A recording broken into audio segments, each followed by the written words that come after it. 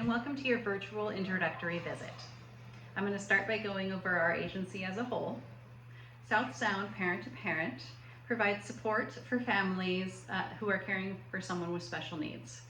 We want to make sure that everyone is empowered to become an excellent advocate if needed, and let you know that there are many resources at your disposal. A lot of the ways that we do that are outlined in our brochure. We have support groups, we have educational offerings, we have a helping parent program that is very expansive. A lot of things fall under that category. We do a lot of social and recreational events as well. We really just want to let you know that you are connected to a wonderful group of people in your community. The Helping Parent program does many things, like I mentioned. We do transition support.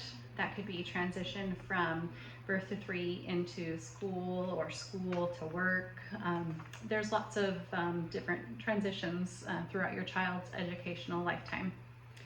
And we do workshops, like I mentioned. We have IEP trainings for children who are receiving services through their school district, social and recreational events. And a really big part of what Parent to Parent was founded on is the one-on-one parent match. And that can be a lot of different things to a lot of different people. And what I mean by that is, it is what you make it. We will match you one-on-one with a parent who's been in your shoes before. And that could mean someone who's new to this program, someone who's received a new diagnosis and has kind of processed that, and you can connect with that parent however you're comfortable. And that really just talking with them and sharing and knowing that it does get better. Or maybe you just need someone to shoot the breeze with that understands the day-to-day struggles of caring for someone with special needs.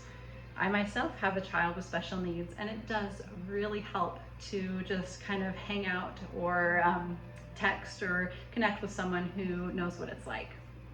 It can be rather isolating sometimes, so that is a very valuable resource that is at your disposal at any time.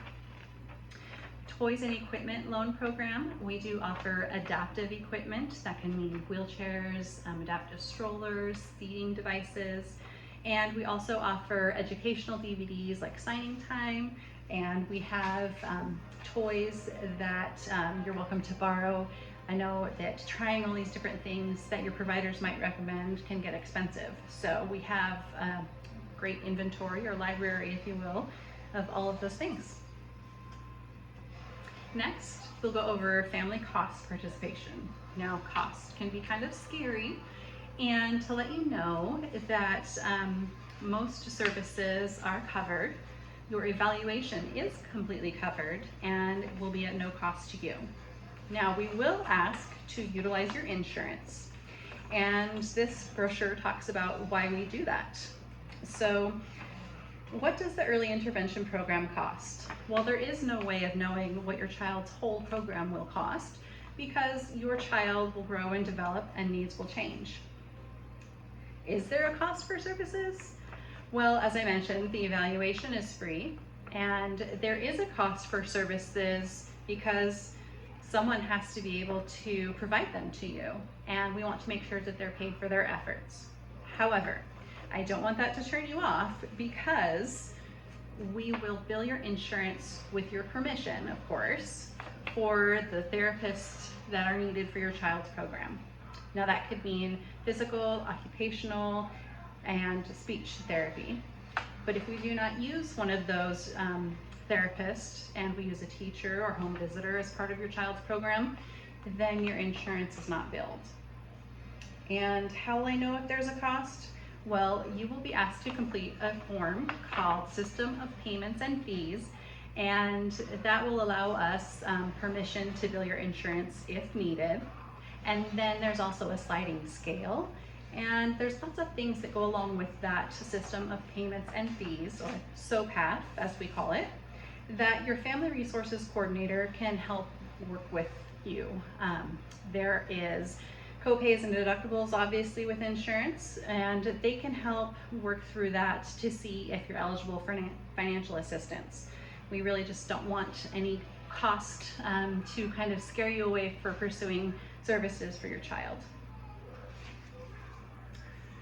Now, this is kind of the fun stuff. What happens? How do we get where we're trying to go? What do we do? What is this plan? So this is your guide that's put out by Washington State to the early intervention program. Now, first step is you're doing it already. You will get a referral, or you can refer yourself. And the next step from there is finding out if you're eligible, if your child does have a delay. How do we do that? Well, we do assessments, and we use at least 2 sets of professional eyes to determine whether or not there's a delay in any area for your child's development. We will do an assessment in adaptive, cognitive, expressive communication, receptive communication, fine motor, gross motor, and social emotional learning. Once we have done that, we will gather all of that information to determine whether or not there's at least a 25% delay in any one of those areas. Sometimes we will determine there's a delay in one area.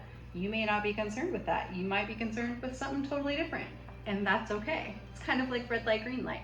Once we've determined your child is eligible, we can work on whatever your family determines that is important to you. I'll talk a little bit more about that when I explain the COAS. So, once we determine your child is eligible, we will work with you to create an individualized family services plan, and that is IFSP for short. So, that plan is good until your child turns 3 years old, and there's some reviews and kind of updates along the way that your family resources coordinator will work with you on. But once your child turns 3, we will refer you actually just before they turn 3 to your local school district, and they will determine whether or not your child can receive services ongoing. Now, your rights. You as a parent have many rights for your child in day-to-day life, and as well as this program. You are entitled to that free evaluation, like I mentioned. We may access your insurance, but your FRC will talk with you more about that. You are entitled to an FRC. Pretty cool. What is that? An FRC, or Family Resources Coordinator, is someone that supports your family as a whole. Now, we are here to kind of be your go-to person for this Birth to 3 program, making sure that your assessments and eligibility, all your services happen in a timely manner, and make sure that your providers are up to date on their trainings and things. But we are also here to support your family unit, because we know that you are your child's most important teacher, and if you're not supported, your child is not supported. So we encourage you to reach out to your FRC to make sure that they are aware of anything you might need as a whole. That could mean diapers, or that could mean you need to look for another place to live, any number of things. So we want to make sure every child receives appropriate services, and you are entitled to appropriate services. So that's one reason we do the assessment in every area of development, even though you may only be concerned with one. We want to make sure we're not wasting your time and your child's getting adequate support. All of your personal information that we collect is safe and secure. And prior written notice here in your parent rights means basically we have to let you know what we're doing and when we're doing it. Parental consent means that we have to get your permission and get your okay to do evaluations, to do services, really, before we do anything with your child. And your records and all of the medical information that we may collect is safe and secure. We cannot share that information unless we get your permission to do so. And that is called consent prior disclosure. Lastly, there is the dispute resolution process, and we hope it is never needed, but it's here just in case. Basically, we want you to go to your family resources coordinator anytime there is something that's concerning you about your child's plan or services. And if your family resources coordinator cannot get things figured out for you and make sure that you're comfortable with where your child is, then there is that dispute resolution process. Now, your parent rights are very important. We don't expect you to memorize them, and we don't want you to feel that you were uninformed. So please make sure you read your parent rights. If your child continues in this program and on into school services, the rights will remain very similar, but just know that for our purposes, we want you to read your parent rights, and they're there to protect everyone.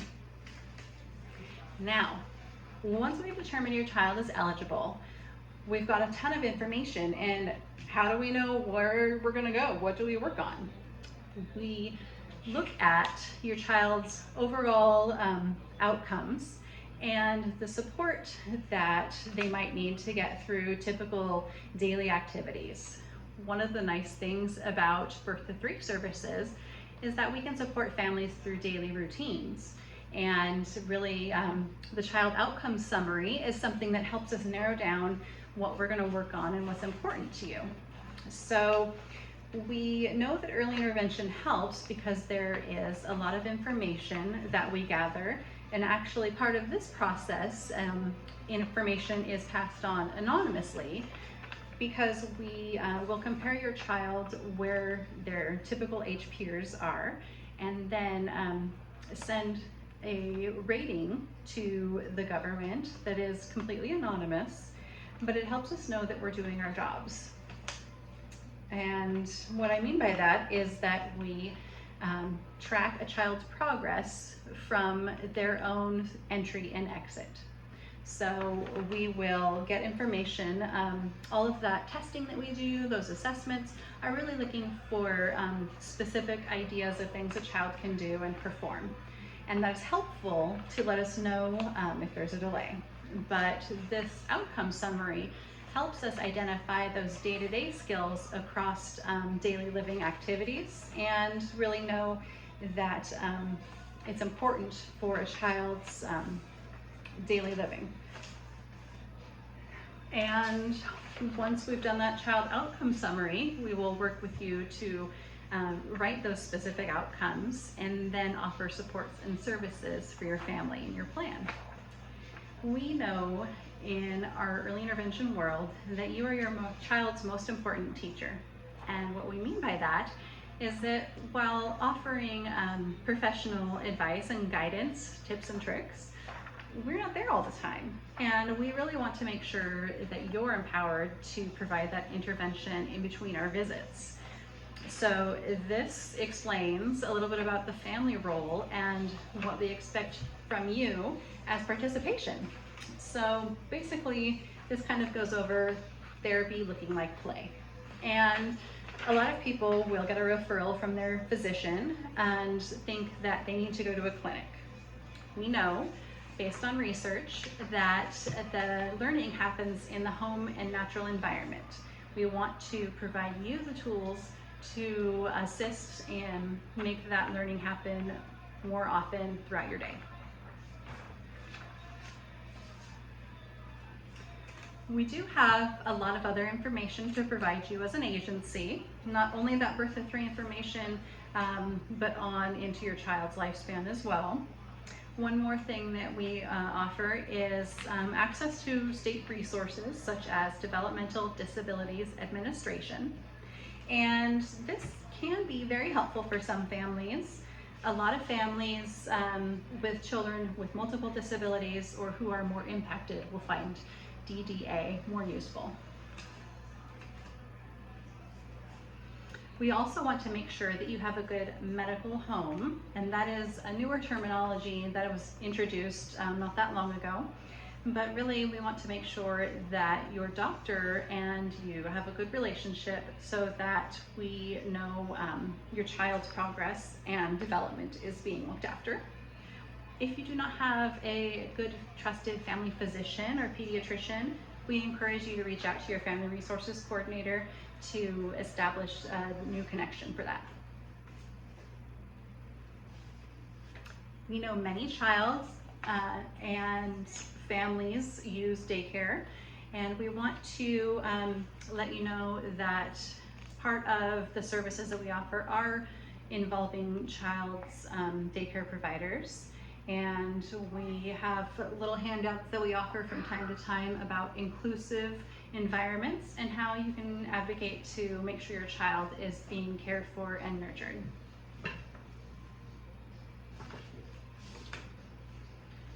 Hopefully I've answered all your questions, and you can check back with your family resources coordinator if you need more information. Thank you.